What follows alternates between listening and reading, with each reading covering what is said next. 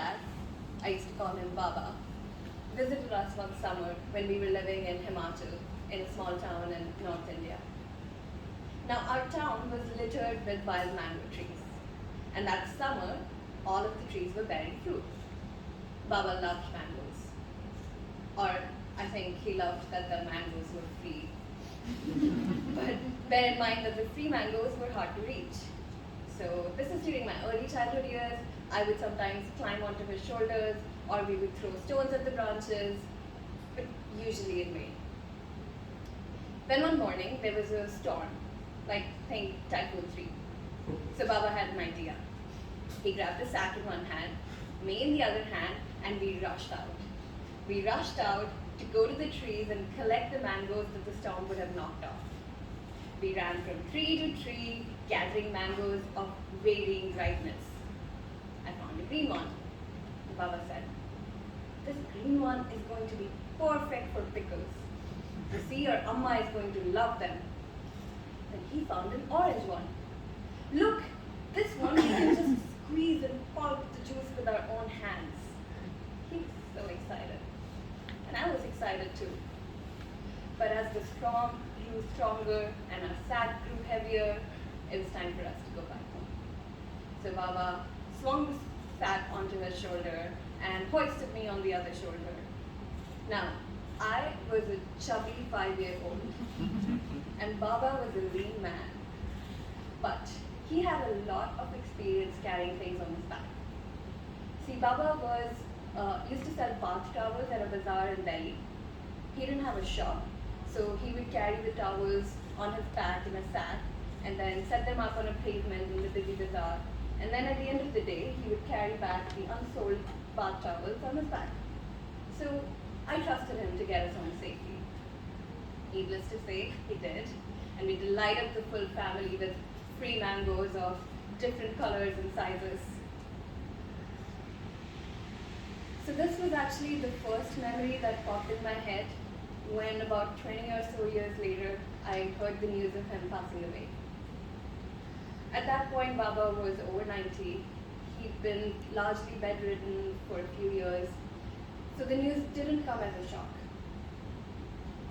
Mom and Dad rushed to Delhi to be with Amma and take care of the rituals, and my sister and I were to stay back in Hong Kong and go about our day. So we did. She got ready for school, I got ready for work, I got on the MTR, feeling sort of like strange hollowness. I hadn't spoken to Baba for a while, maybe hadn't seen him in a couple of years, and yet it felt like a constant presence was missing from my life.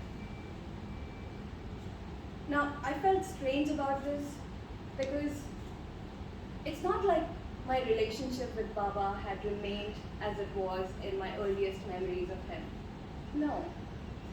In fact, our relationship had transformed from being defined by friendship in my childhood to largely being defined by conflict in my adolescence years. I remember when I was about 8, my family moved to Delhi and we started living in the same house as Baba, Amma, my uncle, and his family. Now there were 10 of us in a 3-bedroom unit. So it was a full house and a house full of conflict. We all had very different lifestyles and very loud voices. Baba's voice was often the loudest. He wanted his morning and evening tea at the exact same time every day with the exact same amount of butter on his toast. And I discovered not only did he not like paying for mangoes, he didn't like paying for anything. He was not a fan of synthetic clothes, packaged food, private schools, shock hair on girls, you name it. And he expressed these views loudly and proudly. Now, he not only spoke loudly, he also sang loudly. He sang at 5 a.m. while taking a shower without a thought for the rest of us still sleeping. He sang while praying. He sang on his way to work. He sang on his way back, swinging a sack of unsold towels on his back. He was 70 at that time, but he had radiant skin, perfect vision, and a straight spine. So he was doing something right, but goodness was it annoying. And not only was it annoying, honestly, he was so committed to his way of doing things, his ancient, villager-like way, that it was embarrassing. I remember I was in primary school when we had Grandparents' Day. All of the students put up a show for celebrating their grandparents. Amma and Baba showed up despite their disdain for private schools. And after the show, the grandparents were supposed to come to our classroom, sort of like a meet and greet. But before that could happen, I ran from the classroom. I ran and I hid in the staircase. Because Baba showed up to my school wearing his usual villager-style clothes, a dhoti and a kurta. Essentially, a loose white cotton cloth just like wrapped around his leg and a knee-length white cotton shirt. It's not like he didn't bother dressing up or anything, it's just that that's all he ever wore. The same white ensemble day in and day out. Whereas my friends' grandfathers, they wore Western clothes, they wore suits and ties and spoke in perfect English. Baba just didn't fit in. But I needed to fit in, so I bolted from the classroom and hid in the staircase so that I didn't have to parade my slightly eccentric granddad in front of my hoity-toity English medium private school classmates. No chance. I don't know if Baba himself ever went to school, but honestly, he was a math wizard. During Diwali, he would give us the tiniest amount of money possible and then say to us, if you can tell me 2/5 of that without using that blessed calculator of yours, I'll double it. Of course we couldn't. And come to think of it, festival times with Baba were always fun. He was an amazing storyteller.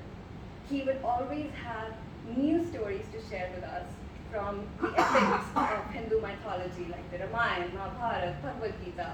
He often remembered entire passages word by word, sometimes even in Sanskrit. And then after the storytelling sessions, we would all sing prayers. Baba would lead the prayer with his usual vigor, and the rest of us would join him for the chorus. And sometimes I remember we used to even tap his bald head to the beat of our prayer song. I don't think he minded it. In fact, I think he sometimes enjoyed it. Another thing about Baba was his love for the Hindi language. I really admired his quick wit, though I would have never let him know that.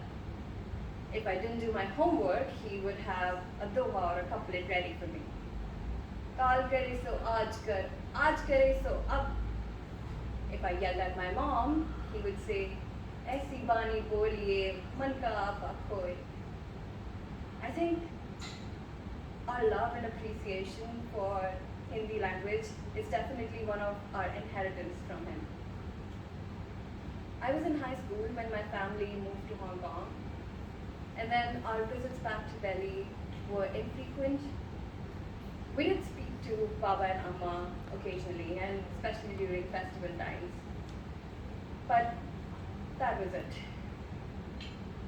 Lost in all of these memories that day, I almost missed my stop on the MTR.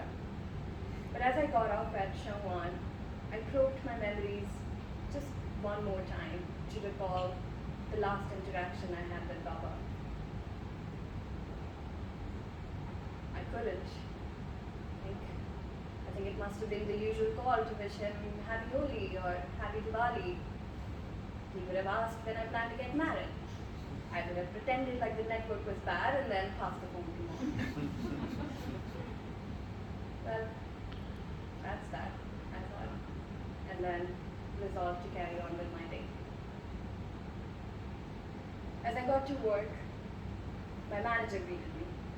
Hey, happy Friday, how are you? I'm fine, I said.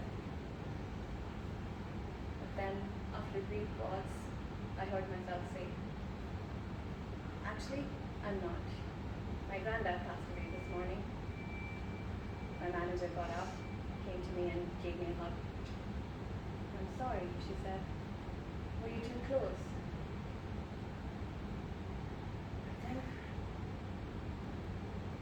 I think we were, I said.